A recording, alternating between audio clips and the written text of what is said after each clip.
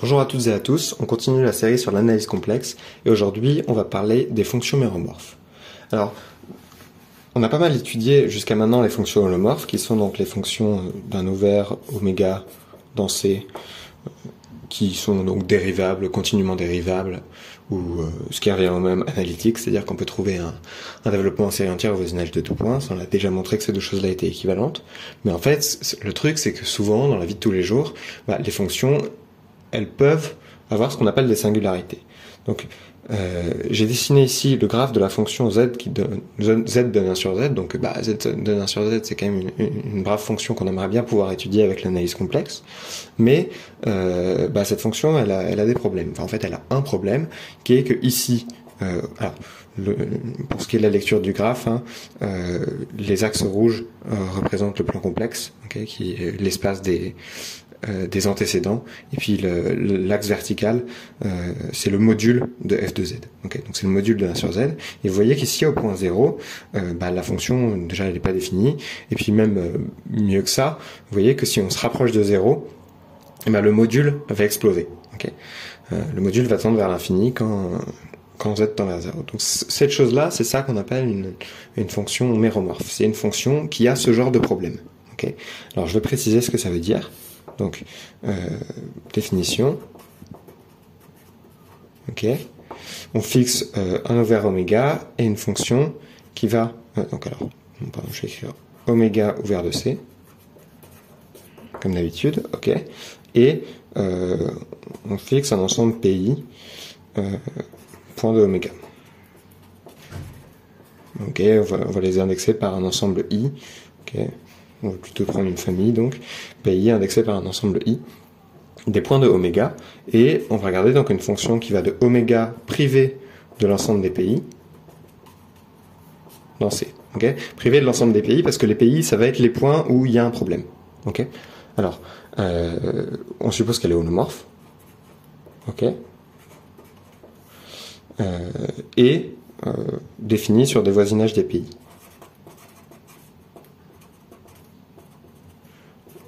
Sur un voisinage de chaque pays. Alors qu'est-ce que ça veut dire ça? Ça veut dire que si je prends mon ouvert oméga, je prends un pays ici, j'ai une petite boule autour de pays sur lequel f est défini sauf en pays. Ça veut dire qu'il n'y a pas de PJ dans la petite boule autour c'est-à-dire que si je me restreins localement autour de pays, ça va être le seul problème, ça va être le seul pôle. C'est-à-dire qu'il ne peut pas y avoir des pôles infiniment proches les uns des autres. Je veux que le pôle soit à peu près isolé pour qu'on puisse le traiter un peu indépendamment des autres, si vous voulez. Donc c'est ça que j'appelle défini sur un voisinage de chaque pays. En fait, c'est un voisinage épointé.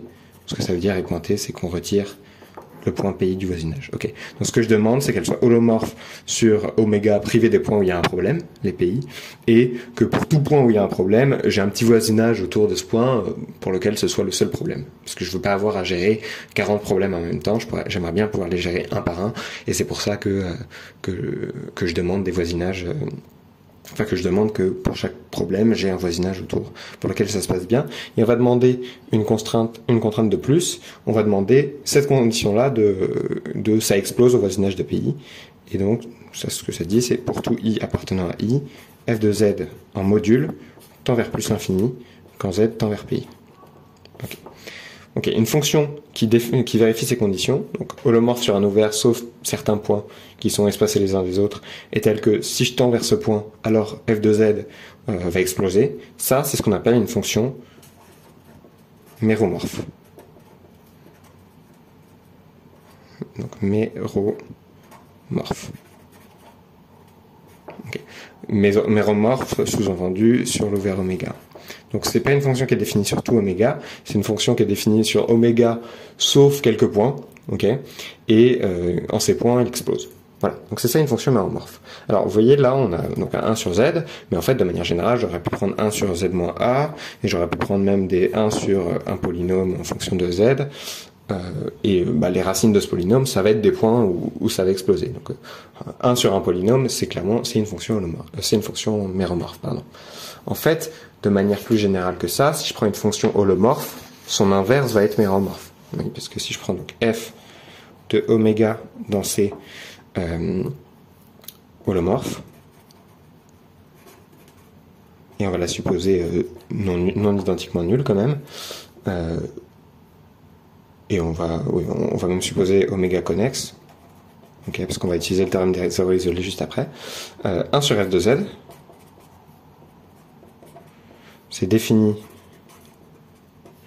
sur oméga privé, je l'ai comme ça, oméga privé de l'ensemble des z où f c'est nul. Et c'est holomorphe hein, sur cet ensemble, c'est l'inverse d'une fonction dérivable d'une fonction C1, donc c'est C1, une fonction C1 qui s'annule pas. Et c'est le théorème des zéros isolés qui va nous assurer qu'au voisinage de chaque point, donc les pays ici, c'est ces points-là, au voisinage de chaque point, j'ai un petit voisinage autour sur lequel f s'annule pas. C'est-à-dire que donc si P est dans l'ensemble des zéros de f, alors le théorème des zéros isolés donne U un voisinage de oméga qui contient P, un voisinage de P qui est contenu dans oméga tel que F ne s'annule pas sur U privé du singleton P. Okay. Ça, c'est le théorème des zéros isolés, parce que F est supposé non nul. Okay. Donc, ça, c'est exactement cette condition-là. Hein. On veut que F soit défini sur un voisinage de chaque pays, et donc, ça nous donne exactement ce qu'on veut. Ça va bien être une fonction méromorphe. Alors, il y a quand même cette petite condition-là à vérifier, mais en fait, c'est pas difficile, parce que si F est holomorphe, je prends toujours P un point où on a des zéros, on va avoir cette chose-là, ça tend vers 0, et donc si on passe à l'inverse, ça va bien tendre vers l'infini quand z tend vers P. Ok, donc si je prends une fonction, pardon, c'est l'infini ici. Si je prends une fonction holomorphe, et que je prends son inverse, c'est une fonction méromorphe. Ok, donc c'est tout ce qui est plus naturel, hein, donc on s'autorise des fonctions holomorphes, mais où il y a donc ces singularités qu'on va appeler des pôles. Okay. Un pôle, c'est un des pays dans cette définition-là. Okay. Je vais appeler les pôles. Alors, maintenant, ce qu'on veut faire, c'est essayer de comprendre comment se comporte une fonction méromorphe au voisinage de ces pôles. Parce que c'est ça qui va nous poser le plus de difficultés avec les fonctions holomorphes, c'est que parfois elles ne sont pas définies complètement partout. Bon, alors prenons une fonction méromorphe. Donc méromorphe sur oméga. Ok, je vais dessiner mon ouvert oméga. Et donc ça nous donne une fonction f qui va de oméga dans C, mais en fait pas de oméga. Hein, de oméga, sauf quelques points qu'on va appeler les pays. Il n'y en a pas forcément un nombre fini. Hein. Si l'ouvert est pas contenu dans un compact, il peut y en avoir un nombre infini, mais peu importe. Là j'en ai dessiné un nombre fini parce que je ne sais pas dessiner une infinité de points. On prend une fonction méromorphe, donc c'est pas une fonction définie sur tout oméga, hein, c'est ce que je disais, et la question c'est comment elle se comporte au voisinage des pôles. Okay. Donc nous ce qu'on suppose c'est que f, donc je vais fixer P un pôle de f, okay. Donc, je vais l'appeler comme ça, l'ensemble des pôles de f, et ce qu'on a c'est que f de z, quand z tend vers P, en module, ça tend vers l'infini. Bon alors, ça, évidemment, on aimerait bien prolonger la fonction f par l'infini en le pôle P. Bon, le problème, c'est que l'infini, c'est très difficile à gérer en termes de tout ce qui est dérivation, opération, etc. On n'a pas envie de faire des opérations sur l'infini, on n'a pas envie de faire infini moins l'infini, ou infini divisé par l'infini, etc. C'est emmerdant. Donc ce qu'on va faire, c'est plutôt regarder g qui a z associe 1 sur f de z. Pourquoi on fait ça? Parce que là, ça va tendre vers 0. Et 0, c'est un nombre qu'on sait beaucoup mieux gérer que cet obscur symbole qu'on ne sait pas additionner avec quoi que ce soit, qu'on ne sait pas diviser, etc.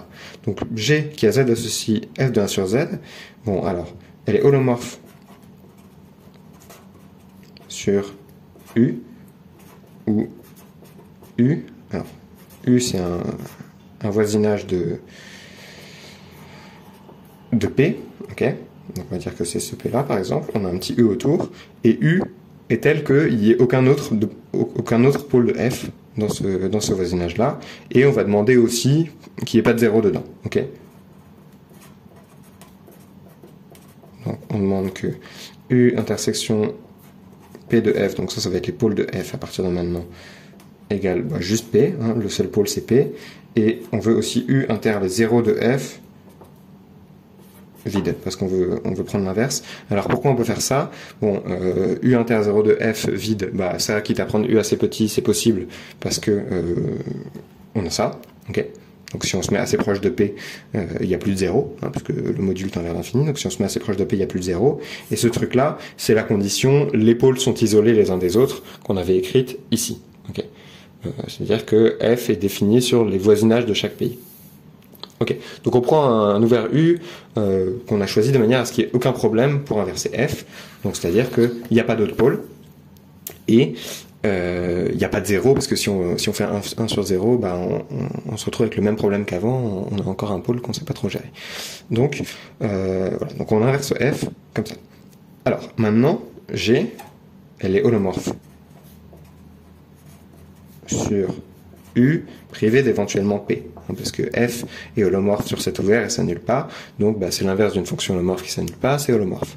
Maintenant, la question, c'est est-ce qu'on pourrait pas obtenir qu'elle est aussi holomorphe en P. Alors évidemment, ce qu'on va faire, c'est poser G de P égale 0. Hein, c'est un prolongement par continuité, tout ce qui est de plus licite, puisque cette chose-là tend vers l'infini quand Z tend vers P, donc G tend vers 0 quand Z tend vers P. Donc on prolonge par cette chose-là.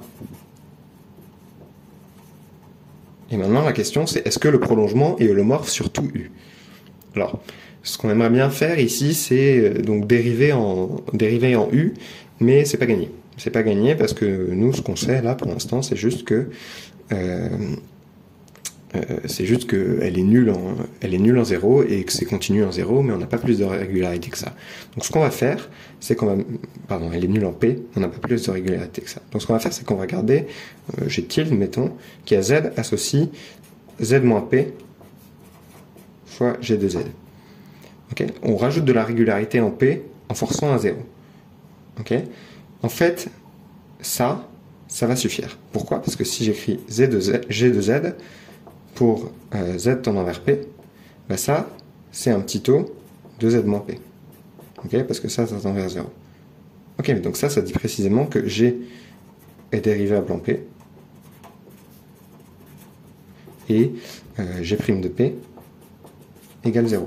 Donc cette chose-là, c'est dérivable en P, et puis évidemment, c'est dérivable ailleurs sur U. Okay.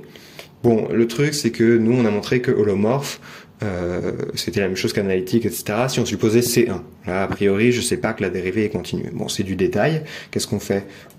On oublie celle-là, et on pose plutôt G tilde qui a Z associe Z moins P au carré. Cette fois-ci, G de Z. Donc, à nouveau, alors ici c'était G tilde, elle est dérivable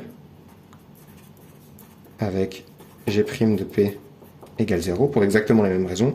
Et maintenant, avec ça, vous pouvez vérifier que G' de Z, alors G tilde prime de Z, ça va être donc 2 fois Z moins P fois G de Z plus Z moins P au carré fois G' de Z. Et cette fois-ci, ça tend bien vers 0 quand Z tend vers P.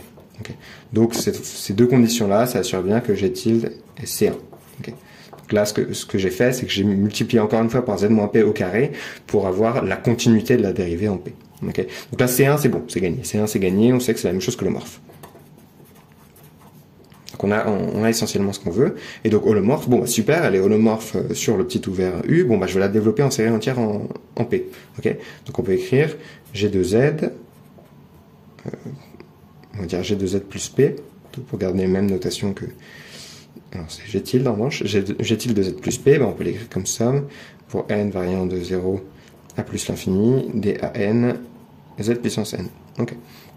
Bon, ça évidemment c'est donc Z au carré fois G de Z plus P. Ok. Bon, là évidemment on aimerait bien se débarrasser des termes en n égale 0 et n égale 1 pour pouvoir tout diviser par z carré. Bon, divisons par z carré, qu'est-ce qu'on obtient? On obtient que G de P plus Z, c'est la somme pour n variant de 0 à plus l'infini des AN Z puissance n-2, ok, et le fait que G de, mettons, P plus Z tend vers 0 quand Z tend vers 0, ça va nous assurer, quand on regarde ce développement en série entière là, Je vous laisse vérifier les détails, mais ça assure que A0 égale 0 et que A1 égale 0. Et donc finalement, on a bien ce qu'on veut. On a bien G de P plus Z égale somme pour n variant de 2 à plus l'infini des AN, Z puissance n-2. Et ça, c'est un développement en série entière de G au voisinage de P. Donc cette chose-là, ça montre que G est analytique au voisinage de P. Ok, donc voilà, on a obtenu essentiellement ce qu'on voulait. Ce qu'on a fait, c'est qu'on a pris une fonction f qui va de oméga dans C, mais qui a éventuellement un pôle en P, et on a regardé 1 sur f de z, puisqu'on pouvait la prolonger par continuité en 0. C'est tout à fait naturel. Et ce qu'on pourrait espérer de cette fonction-là, c'est, après prolongement par continuité, de montrer qu'elle soit effectivement holomorphe. Et en fait, c'est gagné, puisque on le fait pour z moins p au carré g de z, qui est plus régulière, donc on a le caractère C1, et avec ce caractère C1, on obtient un développement en série entière, qu'on peut diviser par ce qu'il faut, pour obtenir finalement un développement en série entière de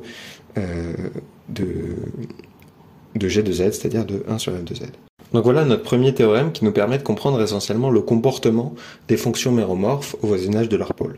Donc ce théorème il dit que si j'ai une fonction méromorphe sur l'ovaire oméga, alors je peux regarder 1 sur f, et elle, si je prends un pôle de f, elle va être analytique ou holomorphe, c'est la même chose, au voisinage de ce pôle de f. Et évidemment on la prolonge par continuité en le pôle par 0. Okay. Bon, voilà, regardons un peu ce que ça veut dire ça. Si on prend P un pôle de f, je note comme ça l'ensemble des pôles de f. Bon, ce que ça nous dit, c'est qu'on a un développement en série entière au voisinage de P. Okay. On peut écrire donc comme ça, plus l'infini de AN Z puissance n. Voilà, évidemment, 1 sur f, elle est non nulle au voisinage de P.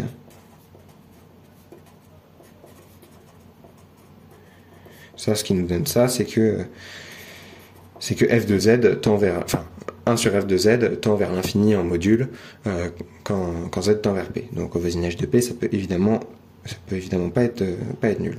Donc la suite an, c'est pas la suite nulle. Okay.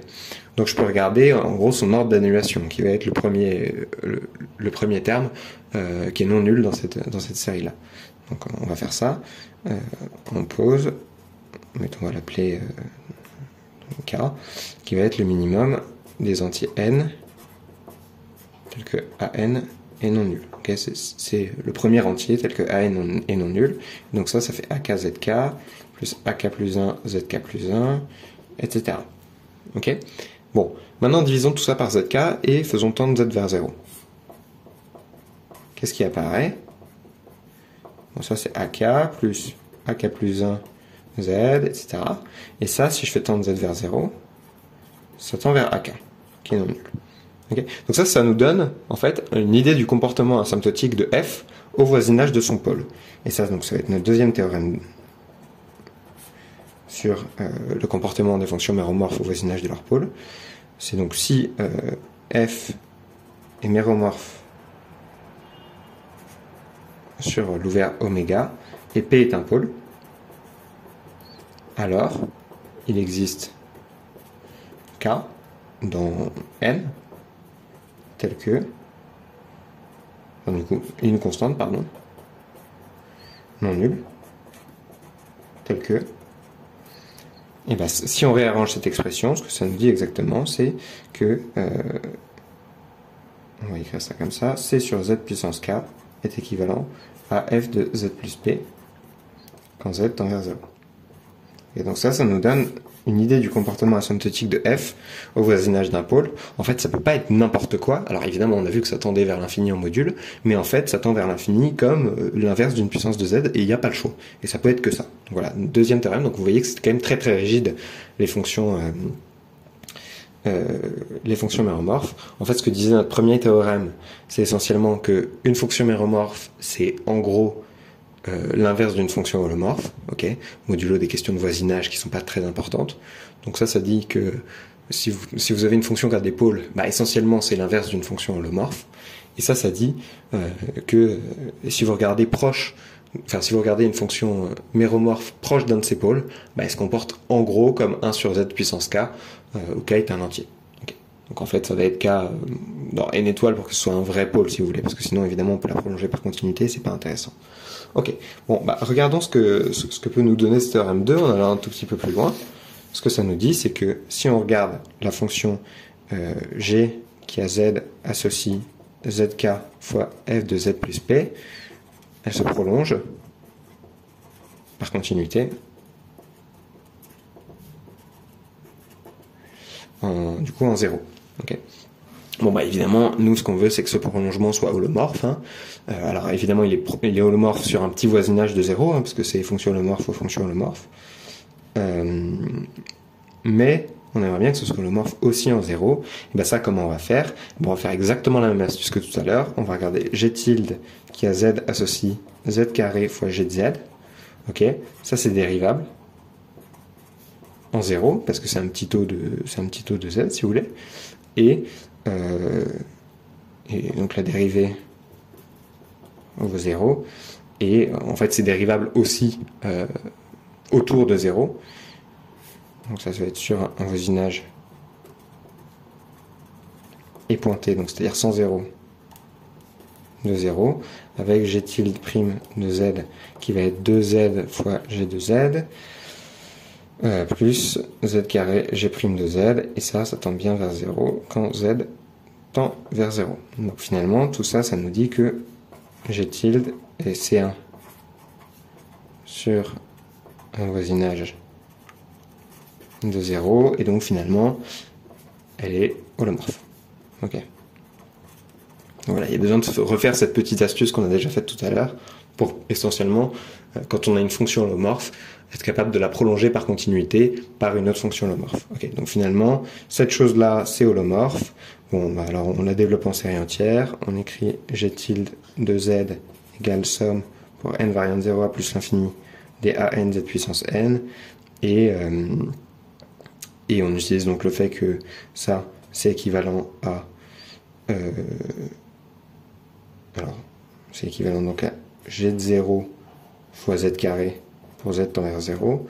G de 0, c'est la constante c qui apparaissait là. Hein. On a prolongé cette fonction-là par continuité en 0 par la constante c. Okay. Et donc finalement, cette chose-là, ça assure que cet équivalent-là, ça assure que A0 et A1 sont nuls. Et donc finalement, tout ça, ça nous donne enfin le développement qu'on cherchait. Okay. Okay. Ça, c'est la fonction g de z qui est définie au-dessus. Donc finalement, on a cette fonction-là, on a réussi enfin à la prolonger par continuité en 0. Okay. Cette petite astuce de multiplier par z carré pour forcer un peu plus de régularité, pour pouvoir enfin appliquer les théorèmes qui nous disent que c'est une série entière, etc. Ok, bon bah tout ça, si on divise par z puissance k, ça nous permet d'écrire f comme une série. Ça nous permet d'écrire f de z plus p, ça va être donc la somme pour n variant de 0 à plus l'infini des a n zn sur z puissance k. Et donc ça, c'est ce qu'on appelle une série de Laurent. Une série de Laurent, vous voyez, c'est une série qui va être infinie à droite, enfin c'est une série de puissance de z qui va être infinie à droite mais finie à gauche, et donc c'est exactement comme ça que se comportent les pôles d'une fonction méromorphe de manière générale. Donc ça nous montre notre troisième théorème. Donc toujours on prend z méromorphe sur 1 over oméga, p un pôle, alors il existe un entier k,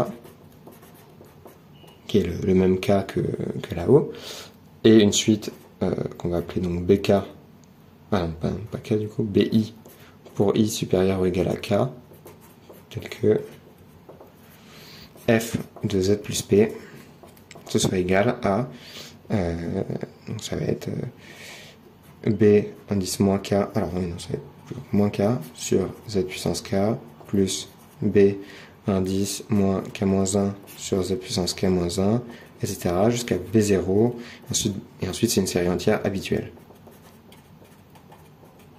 Voilà. Donc ça, c'est ce qu'on appelle une série de Laurent, et c'est en gros la manière dont se présentent les pôles de manière générale. Voilà, une fonction méromorphe sur un ouvert oméga, c'est une série entière, mais où on autorise aussi des termes de degré négatif. Alors on en autorise, mais pas en nombre infini, on n'autorise qu'un seul nombre fini. Et ça, c'est le troisième théorème, donc sur les fonctions méromorphes. Et essentiellement, ça classifie à peu près complètement les fonctions méromorphes, parce qu'en fait, on peut pas aller beaucoup plus loin que faire ça. Et on voit que, en fait, la seule manière d'être une fonction méromorphe, c'est d'être, en gros, une fonction holomorphe divisée par des puissances de z bien choisies. Donc finalement, une fonction méromorphe, localement, ça va s'écrire comme une fonction holomorphe sur une puissance de z moins le pôle. Voilà. Donc c'est tout pour aujourd'hui. On utilisera dans la prochaine vidéo toutes ces histoires de fonctions holomorphes et de décomposition en série de Laurent pour prouver enfin un très très gros théorème qui est le théorème des résidus et qui va nous permettre de faire plein de calculs très très intéressants et très jolis. Par exemple pour calculer des valeurs de zeta ou des intégrales un peu trop compliquées à faire dans le cas réel, etc. Voilà, donc c'est toujours pour aujourd'hui. J'espère que ça vous a plu et à bientôt.